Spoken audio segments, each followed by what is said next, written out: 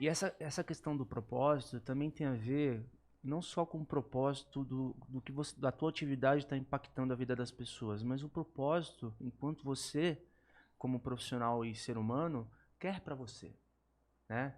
Chega uma hora na carreira também que é muito legal ser promovido, tem um monte de poréns. Só que, de repente, você está numa situação que eventualmente você pode fazer escolhas. Posso contar uma história? Que acho que Pode. que até aproveitar e mandar um abraço também com isso.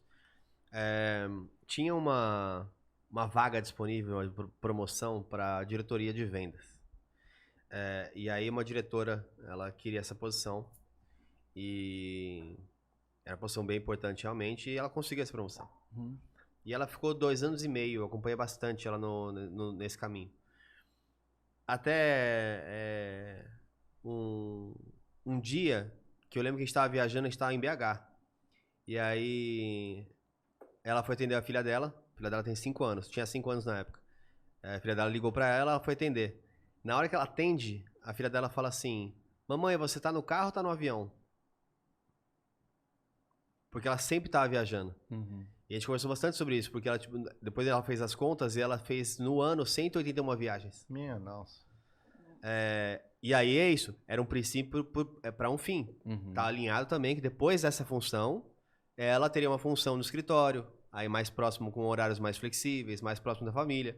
Então foi algo que foi alinhado, foi feito super bem. Então, assim, que bom que aconteceu. Mas é um cuidado que muitas vezes as pessoas não estão preparadas. Ela quer ser promovida, mas aí fala assim: vamos viajar sem tu entender uma vez? Ah, não quero não. Ah, não quero não. Minha filha vai ficar reclamando. Exato. E isso bate super com saúde mental, né? Exato, Porque hoje eu estou construindo um programa e aí a gente está fazendo vários pilares: produtividade, saúde física, saúde mental. Tem uma parte que a gente chama de reinvenção, porque a gente acabou percebendo que, como é uma scale-up, a velocidade de crescimento da empresa é muito grande e muitas das vezes a pessoa não está conseguindo acompanhar essa velocidade para crescer também. Então a gente vai ter que ajudar essas pessoas a conseguirem atingir essa velocidade também. E pessoas de recorte de diversidade mais ainda, porque tem alguns gaps a mais, né? Sim. Então a gente está fazendo um programa de ponta a ponta. E aí, o que é importante para a sua saúde mental? Tem gente que não quer criar, não quer ter família, não quer ter filhos e tudo mais. Tudo bem, e aí pode escolher fazer o que quiser. Mas aí eu, por exemplo, vai ter um momento que eu vou querer ser mãe. E aí, qual vai ser o momento da minha vida que eu vou querer parar de crescer tanto e ter menos responsabilidade para poder criar uma criança? Então, bate muito com o seu momento de vida também. E só para fazer um adendo, que é muito importante também, a gente vai usando nossas experiências, coisas que a gente viveu, né, para contando histórias, né? Você RH, você chefe, você gestor, opiniões que você não pode ter. Não estou falando para você abusar ou fazer com que mães profissionais fiquem mais horas no trabalho. Mas você não pode jogar nas costas de uma mulher que escolheu não ter filhos a dor porque a outra pessoa tem filho. Fato. Já vi isso muito acontecer. Tipo assim, tal pessoa tem filho, então ela tem que ir embora, tá? E aí pra não falar que é outro homem ou mulher, a outra mulher tem que trabalhar até as 10 da noite porque a outra teve filho. Aí aquilo, o que você gera nessa organização? Você gera uma polarização. Sim. Porque uma mulher começa a falar assim, porra, só porque ela tem filho, e o que deveria ser algo tipo positivo, de entender e não abusar nenhum dos dois, vira um pêndulo para um lado que gera um clima organizacional péssimo. Sim. Então, cuidado quando vocês trabalham a saúde mental de umas pessoas, que isso não seja às custas de outras pessoas. Acho que esse é o grande ponto, né, que a gente tem que pensar quando a gente trabalha esse tipo de relação. Perfeito. Lá na GUP a gente tem horário flexível para pais e mães, né? Então é bem legal, Pra assim. poder buscar na escola, pra amamentar, pra... É bem interessante. A Uber tem licença paternidade, igual de mulher. A 6 meses, gente tem também licença Que parental bacana. de 6 meses para todo mundo. Então que isso é bom maravilha. porque na hora do processo seletivo não tem aquela coisa, mãe, pode virar mãe e tudo mais. Pai também. Tem vários. Mas voltando a essa questão da promoção, né? Tá falando, puta, já chega uma hora na sua carreira que você tem que fazer escolhas. Mas esse começo de carreira, onde você tem as primeiras promoções, é uma sensação, cara, maravilhosa. Pelo menos no começo da minha carreira, eu lembro que operações de vendas, e de repente eu fui para a organização de vendas mesmo promovido. E é engraçado porque quando você você passa de uma função para outra, às vezes não cai a ficha automaticamente, principalmente quando você é imaturo.